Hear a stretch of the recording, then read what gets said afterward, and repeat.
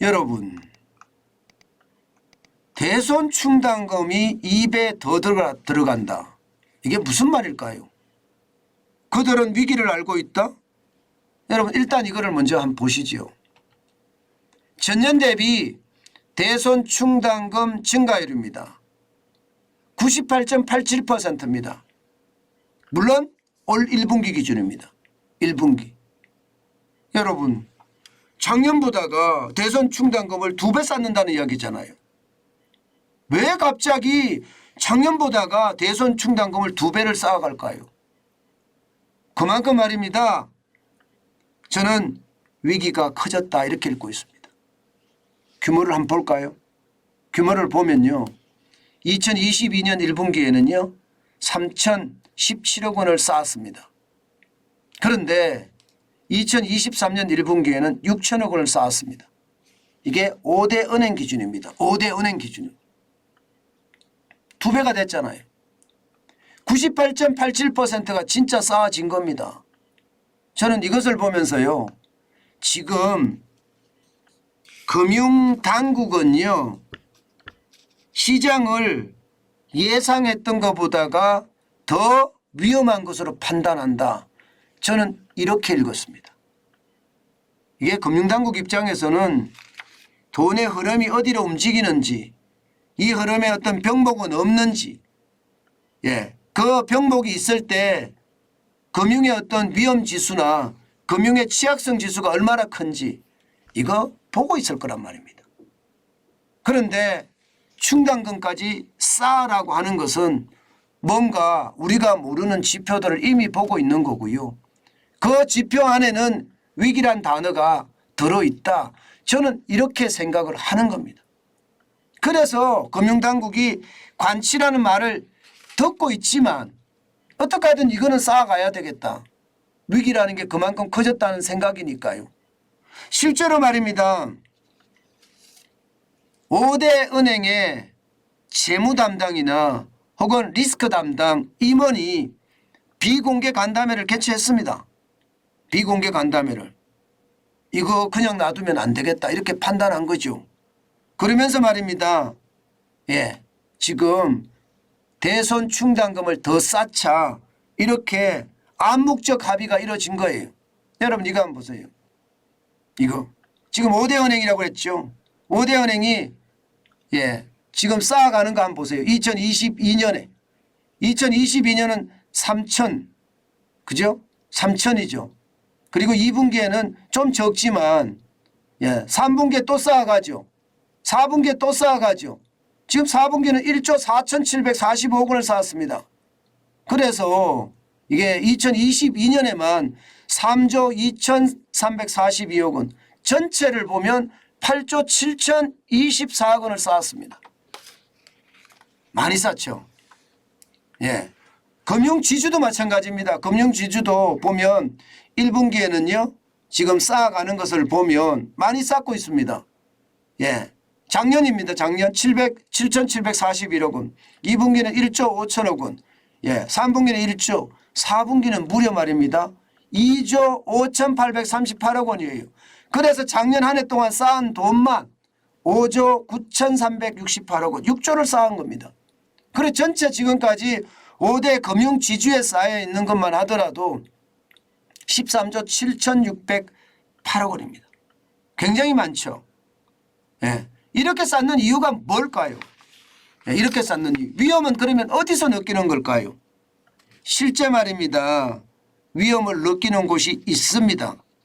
지금 5대 시중은행의 리스크 담당, 재무 담당 임원들이 만나서 한 이야기를 이게 뜯어보면 말입니다. 결국은 이 충격을 이야기합니다. 코로나19 때 만기 대출 연장, 상환 유예 이거 만만치 않다는 거예요. 만기 연장만 하더라도 65만 5천 건이나 되고요. 금액이 116조 6천억 원입니다. 원금 상환 유예 금액도 3만 7천 건이고요. 여기에 11조 7천억 원입니다. 이자 상환 유예 1만 2천 건인데 5조입니다. 전체가 133조 3천억 원입니다. 문제는 여러분 부실의 규모를 파악하지 못한다는 사실이에요.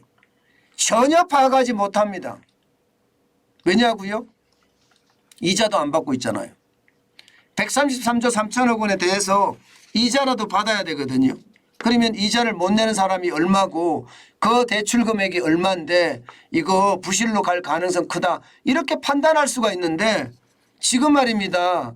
이자도 받지 않고 있기 때문에 이게 충격이 저는 굉장히 커질 수도 있다고 생각을 합니다. 그러니까 5대 시중은행 재무담당자 리스크 담당자들이 모여서 여기에 대한 두려움을 나타내고 있는 것도 사실이잖아요. 문제는 여러분 쌓는다고 하더라도 133조 3천억 원 만만치 않죠. 예.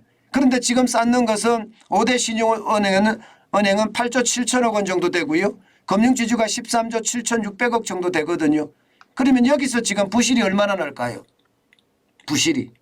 현재까지 이 부실이 얼마나 되는지 가늠하기는 거의 불가능하다고 해요. 과거의 부실하고 연계시켜서 생각을 해보면 뭐 7조가 좀 넘을 수도 있다. 10조 가까이 될 수도 있다. 이런 이야기는 합니다. 7조나 10조라면 감당할 여력이 있습니다. 그죠? 7조나 10조라면 감당할 여력이 있습니다. 그런데 그 금액이 7조나 10조가 아니면 어떻게 될까요? 아니면 저는 디폴트가 굉장히 많이 나고 지금 전세 사기 때문에 진짜 많은 상황이 어려워졌잖아요. 사회적 재난이라고 이야기할 만큼 말입니다. 저는 이것도 그런 상황이 될 수 있다고 생각해요. 당장 말입니다.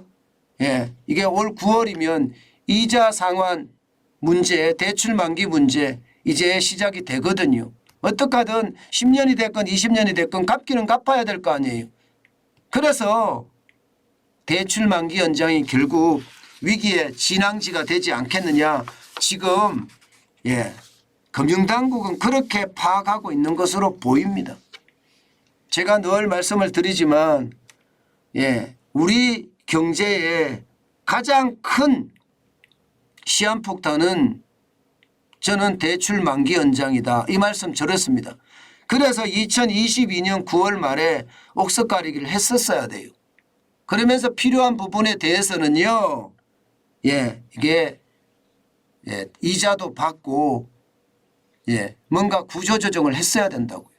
그런데 이게 지금 뭉쳐있는 데다가 부동산 PF 대출 이것도 규모가 장난 아니거든요. 전체 규모가 150조 가량 되는데 이것도 말입니다.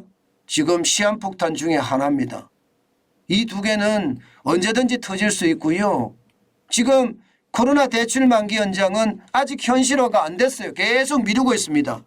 2020년 4월부터 지금까지 계속 미루고 있기 때문에 이거 저는 시작이 되면 그 파장은 상상을 초월할 거다. 저는 그렇게 생각합니다. 금융감독원이나 금융위원회가 대선 충당금을 쌓으라고 하는 이유도 어느 정도 짐작이 됩니다. 그만큼 저는 충격의 사실이 커질까 두렵습니다. 커질 가능성도 저는 있다고 봅니다. 앞으로도 이 문제에 대해서는요. 많이 이게 물밑에서 이제 물 위로 수면 위로 올라올 겁니다. 그때 이제 경제가 얼마나 안 좋아지는지 그것을 보면 앞으로 우리 경제의 어떤 상황을 가늠해 볼 수 있는 잣대가 되지 않을까 저는 그렇게 생각합니다. 그 잣대는 참 쉽지 않다. 지금 금융당국은 위기를 이미 알고 있다. 저는 그렇게 생각하고 있습니다.